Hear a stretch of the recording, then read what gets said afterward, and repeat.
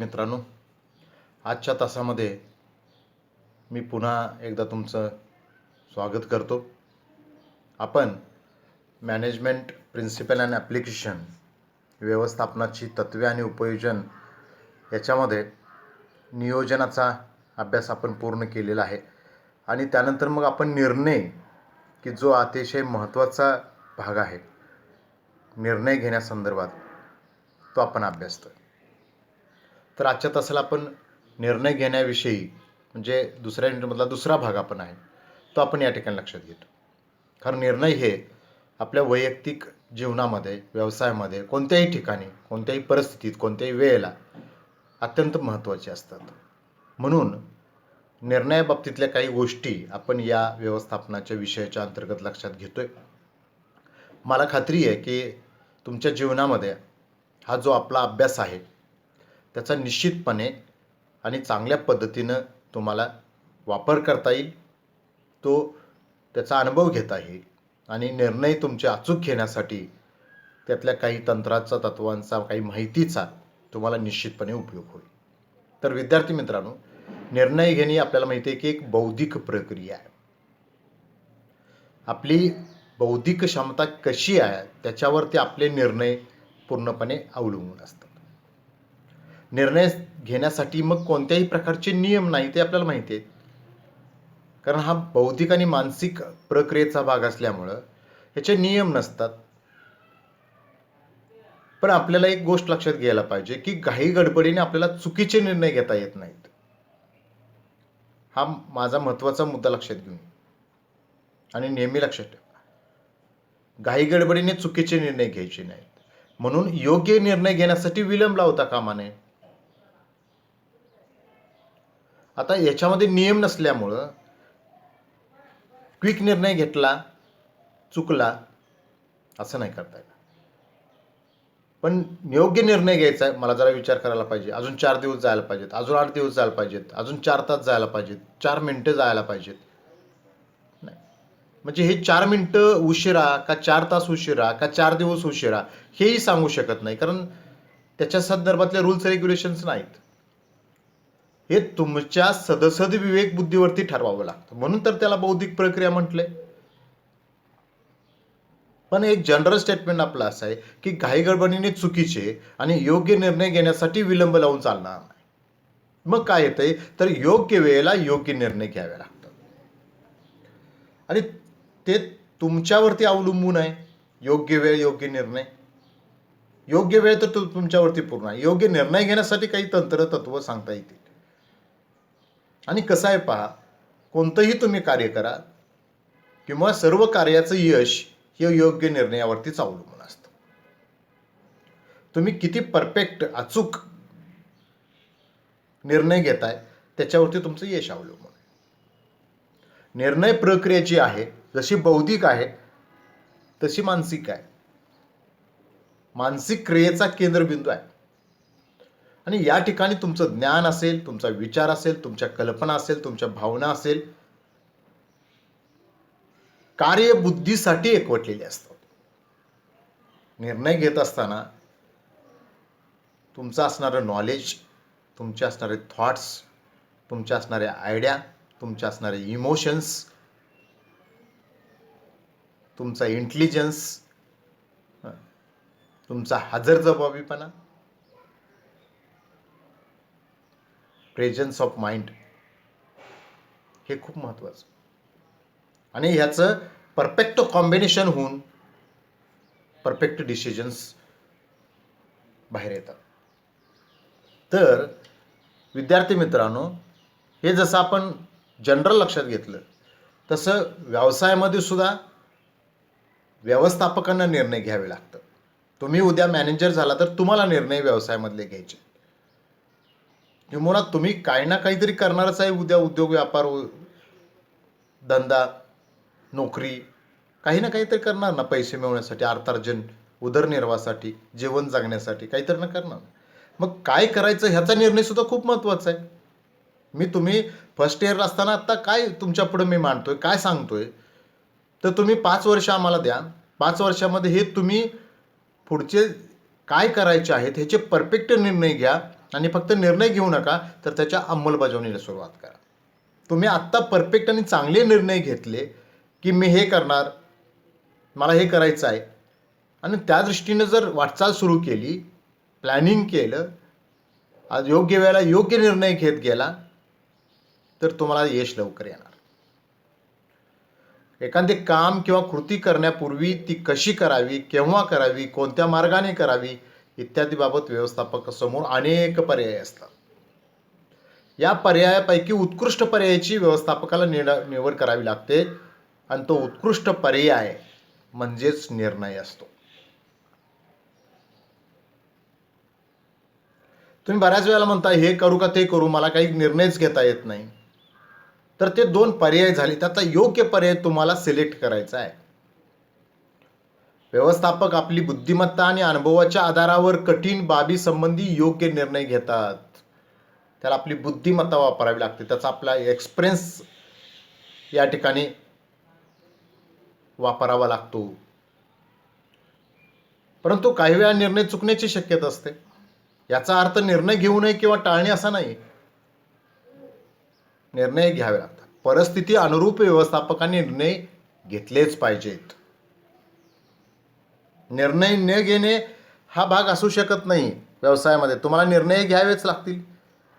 निर्णयाच्या व्याख्या बघा, सुटसुटीत साध्या व्याख्या आहेत. 2 किंवा अधिक पर्यायापैकी विशिष्ट निकषाच्या आधारे, हे विशिष्ट निकष कुठले आपल्याला पुढे अभ्यासाला आहेत. अधिक चांगल्या पर्यायाची निवड करणे म्हणजे निर्णय.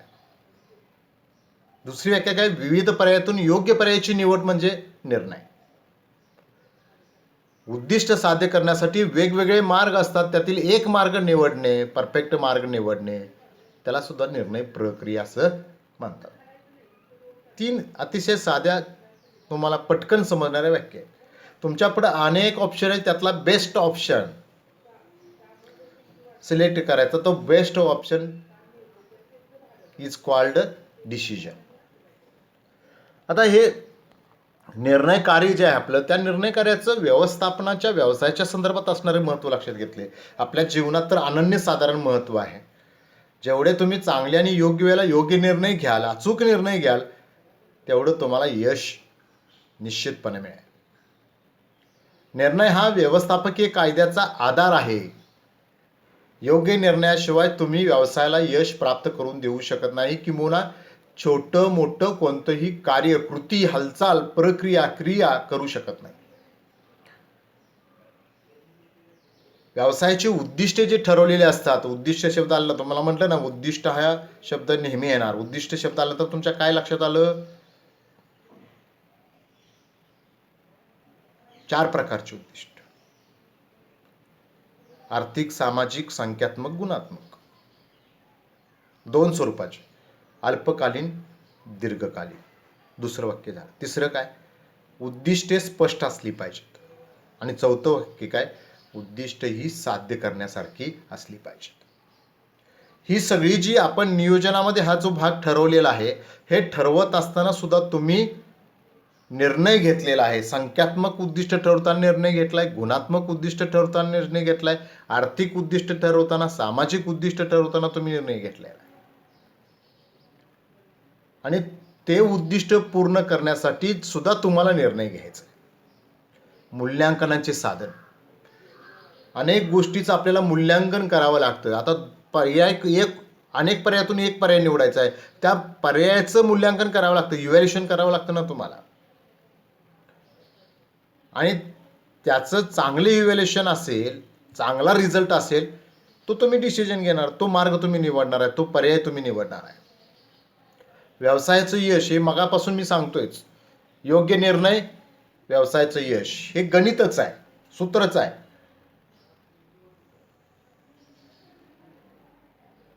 स्पर्धाशक्ती व स्थैर्य. तुम्हाला सातत्यानं व्यवसायाला नफा प्राप्त होत गेला, व्यवसायाला यश मिळत गेलं की तुमची कॉम्पिटिटिव्ह स्ट्रेंथ वाढतेच, स्पर्धाशक्ती वाढते, पण तुमच्या व्यवसायाला स्थैर्यसुद्धा प्राप्त होतं. बघा, तुमच्या जीवनामध्ये आत्तापर्यंत तुम्ही 18 वर्षाचे झालात, 18 वर्षात तुमचे जेवढे निर्णय चुकले त्यामुळे तुम्ही पाठीमागे राहिला, जेवढे तुमचे चांगले निर्णय आले त्यामुळे तुमचा विकास होत गेला. आणि इथून पुढचे 18 ते 25 हा 5 ते 7 वर्षाचा कालावधी जो आहे तो तुमच्या जीवनातला अतिशय महत्त्वाचा आहे, कारण ती पुढची 50 वर्ष तुम्ही कशी तुमची जाणार आहेत ती ठरवणारी वर्षे आहेत. नवीन निर्णयाची निर्मिती. जसा व्यवस्थापक त्याच्या बुद्धिमत्तेचा आणि अनुभवाचा पुरेपूर परफेक्ट वापर करतो, त्यासाठी त्याचं कस पणाला लावतो आणि त्याच्यातून योग्य निर्णय घेतो, व्यवसायाला यशस्वी करतो, तसं तुम्हाला सुद्धा नवनवीन डिसिजन घेऊन, निर्णय घेऊन, नवनवीन परिस्थितीला सामोरं जात असताना, नवनवीन संकटाला सामोरं जात असताना, नवनवीन उद्योग क्षेत्र, व्यापार क्षेत्र किंवा वेगवेगळ्या क्षेत्रांचा, नवनवीन क्षेत्रांचा तुम्ही अभ्यास करताना, विचार करताना, किंवा तुम्हाला CS कंपनी सेक्रेटरी व्हायचं आहे, CA व्हायचं आहे, मोठ्या कंपनीत मॅनेजर व्हायचं आहे, किंवा MPSC UPSC असेल, किंवा बँकेमध्ये बँकिंग रेग्युलेशनच्या ज्या बँकेच्या प्रोफेशनरी ज्या परीक्षा आहेत त्या तुम्हाला पूर्ण करायचं, तुमचा स्वतःचा व्यवसाय तुम्हाला सुरू करायचा आहे, व्यापार सुरू करायचा आहे, तर तुम्हाला काही निर्णय घ्यायला पाहिजेत की जे आत्तापर्यंत तुम्ही जे निर्णय घेतले त्याच्यापेक्षाही खूप वेगळे आहेत, नवीन आहे. वचनबद्धता हे खूप महत्त्वाचं आहे. मी परवा आता CS ला जी मुलं आहेत त्यांना सांगितलं, तसं तुम्हालाही सांगतोय मी, तुम्ही काय होणार आहे ना ते एका कागदावरती लिहून ठेवा, मला हे व्हायचं आहे. आणि तो कागद मला तर अजिबात सांगू नका आणि घरातल्याही कुणाला सांगू नका, फक्त दररोज एकदा तुम्ही त्याला बघा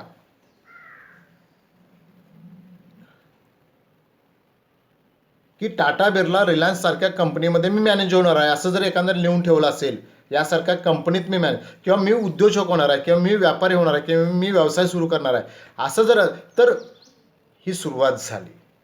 आणि रोज एकदा बघायचं, म्हणजे त्या दृष्टीनं तुमचा विचार चालू राहतो, त्याच्यासाठी काय करावं लागणार आहे याची प्रक्रिया सुरू राहते. आणि दिवसातून एकदा त्याच्याकडं, जसं दररोज आपल्याला जगायचं असेल तर दररोज जेवावं लागतं, मग चांगलं जेवायला मिळायचं असेल, चांगलं राहायला मिळायचं असेल, चांगल्या सुखसुविधा मिळायच्या असेल, तर मला काहीतरी चांगलं बनलं पाहिजे. मग चांगलं बनायचं असेल तर त्याच्यासाठी काहीतरी वचनबद्धता पाहिजे. आणि ती वचनबद्धता कुणाशी आहे? तुम्ही दुसऱ्याला वचन देऊ नका, स्वतःला द्या. हे प्रॉमिस आहे, स्वतःला दिलेलं आहे. मला तर अजिबात देऊ नका, मी खूप छोटा साधा माणूस आहे, तुम्ही खूप मोठे आहात, भविष्य तुमचं उज्ज्वल आहे. आणि दुसरं विवेकपूर्णता, रॅशनॅलिटी, हे खूप महत्त्वाचं आहे. हा शब्दच कुणाला कळत नाही. हा विवेक जो असतो ना, हा शब्दच बऱ्यापैकी कळत नाही. आम्ही फक्त पुस्तकात तुम्ही तुमचा विवेक किती वापरता त्याच्यावर तुमची निर्णय क्षमता अवलंबून असते. आणि तिसरा याच्यातला भाग महत्त्वाचा, प्रॉमिस, रॅशनॅलिटी आणि परिस्थितीचं आकलन, हे खूप महत्त्वाचं आहे. आज काय परिस्थिती आहे याचं तुम्हाला आकलन होतंय का? कितपत होतंय? तुम्ही कशा पद्धतीने करू शकताय का दुर्लक्ष करताय त्याच्याकडं? आजचं दुर्लक्ष उद्या तुम्हाला खूप महागात पडणार आहे. आणि आजचं तुमचा त्याच्यावरती सूक्ष्म पद्धतीनं अभ्यास तो तुम्हाला भविष्यकाळ उज्ज्वल निर्माण करून देणारा ठरणार आहे. आज तुम्ही जाणीवपूर्वक दुर्लक्ष करा, अभ्यासाकडे करा, आम्हीच्या काही गोष्टी सांगतो त्याच्याकडे करा, पुढे किती संकट तुमच्या पुढे वाढून ठेवले आहेत हे तुम्ही लक्षात घ्या. आज तुमची फक्त आम्ही त्या संकटाला मात करण्यासाठीची जी काही तुमची स्ट्रेंथ आहे ती स्ट्रेंथ रेज करतोय, ती स्ट्रेंथ डेव्हलप करतोय. आमचं हेच काम आहे, तुमची मानसिकता, मनस्थिती कणखर बनवणं. तुम्ही जे भविष्यासाठी निर्णय घेणार आहेत ते योग्य दिशेनं घेण्यासाठी तुम्हाला मार्गदर्शन करणं, सल्ला देणं, हे शिक्षक म्हणून आमचं काम आहे. गुरु शब्द खूप मोठा, मी गुरु म्हणणार नाही, कारण ते तुम्हाला मानावं लागतं आणि तुम्हाला माझा तसा अनुभव आल्याशिवाय तुम्ही मला मानणार नाही. तुम्हाला शिक्षक सुद्धा मानणार नाही. गुरु ही गोष्ट खूप लांब आहे.